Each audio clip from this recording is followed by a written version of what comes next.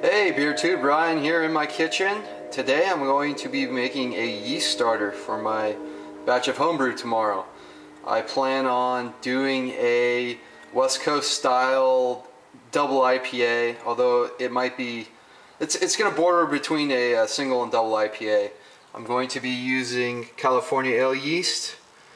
That's from White Labs here in San Diego. I'm going to put in a little nutrient as I make the starter. Dried malt extract, so I'm pretty much going to be making like a tiny batch of beer and then pitching the yeast into it to grow a lot of yeast for this beer. So I'm just using some sparkless water, be boiling on my stove. There's my sanitizer solution. I'm going to be doing the starter in my Oceanside Aleworks growler. Homebrew shop is recommended. Just use a growler, put some plastic wrap or foil on the top of it and it should be good. So I'm gonna run out of battery here, but I'm gonna be I'll film a little more on this and then continue tomorrow with my batch of beer. Alright, so my water is boiling, so now I'm gonna add half a cup of malt extract and try not to get it too clumpy. Gotta be careful here. It's hard to film and then do this without also doing a boil over. So anyway, I'm gonna let that get to a boil and cover it up for 10 minutes. So okay, I've done my boil of about 10 minutes, so now we're gonna cool it down to pitching temperature. So we want to get it below 80 degrees Fahrenheit. Okay, so my starter has cooled down to below 80 degrees. So now I will be transferring over to my growler.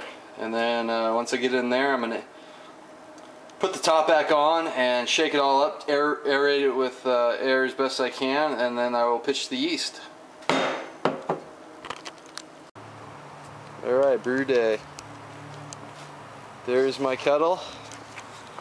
Sorry about the shadows, probably sucks, but just a little single one burner hooked up to a propane tank and about a little less than 3 gallons of water that we're gonna get up to 160 degrees and then throw in my specialty grains to steep. Okay, reached 160 degrees Fahrenheit and now added my bag of grains to the boil kettle. So I'll let that go for about an hour.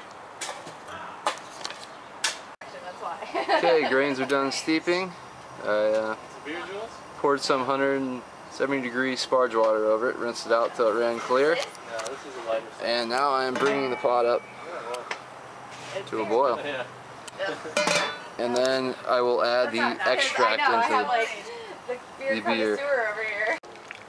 Okay, I got steep grains out, got it up to a boil, and we put in the liquid extract from the can there. I'm going to save some for after knockout and put that in, but most of the extract went in, so we're stirring that in. We're going to go back up to a boil and start the hop schedule. Okay, so we're up to a boil and now removing the hot break, and next up the hops are going in. So let's get on the hot break, so let's do the hop additions. Okay, first the hops additions are going in. This is Centennial and Columbus. Okay, now how do I stop that? Same as Paul. What? Alright, so all the hops are in, and I kind of goofed up. I forgot to put in the Irish moss and my yeast nutrient, so I brought everything back up to a boil. And I'll give that a few more minutes, and then I'll kill the heat and do an ice bath to get it down to temperature. Alright, boil is done, so move the kettle into the bathtub full of ice. I don't have a wort chiller right now, so I have to do it this way. So I'm going to try to cool it down as fast as I can and get to pitching temperature, and then I'm going to pitch my yeast.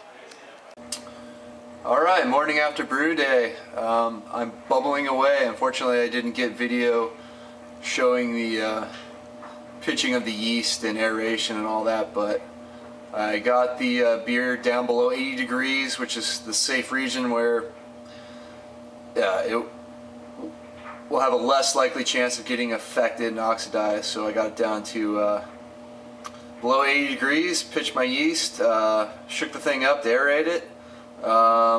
Took my gravity reading. Unfortunately, my original gravity is lower than I thought, so I might be pitching some, not pitching, but adding either a combination of sugar and dried malt extract, and just try to get the yeast some more sugars to eat, create a little more alcohol than I was expecting. But because it's hopped more like a double IPA, but right now it's original gravity wise it's maybe on the really light side of an IPA or a real strong just pale ale, so it might be too hoppy. So there's my thermostat override, and have this hanging at the wall, setting the freezer to 70 degrees Fahrenheit. So do have some bottles of beer in there. I did have this down to a selling temperature of 55 degrees, but had to bring it up to do the fermentation. So I'll probably be adding something later. The yeast seemed like they're real viable. It was a real short lag time before they started up. So that's it for this brew day. Hopefully it will go better next time. Hopefully every batch I will improve. So have a good one. Cheers.